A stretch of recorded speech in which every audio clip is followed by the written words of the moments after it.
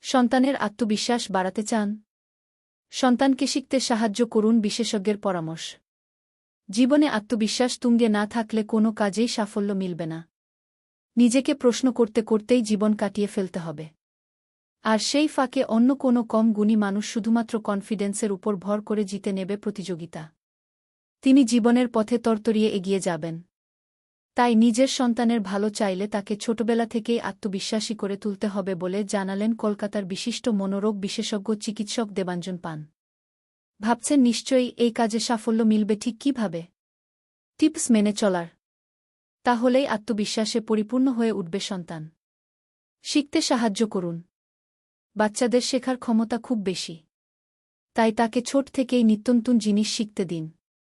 সে যা শিখতে চাইবে তাতেই উৎসাহ দিন। তার পাশে থাকুন।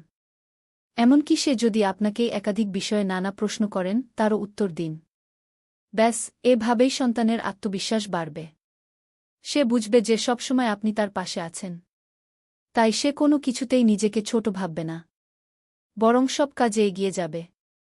গ্রন্থনা মহসিন আলী আঙ্গুর, সম্পাদক ও প্রকাশক, মুজিবনগর খবর.com, মেহেরপুর।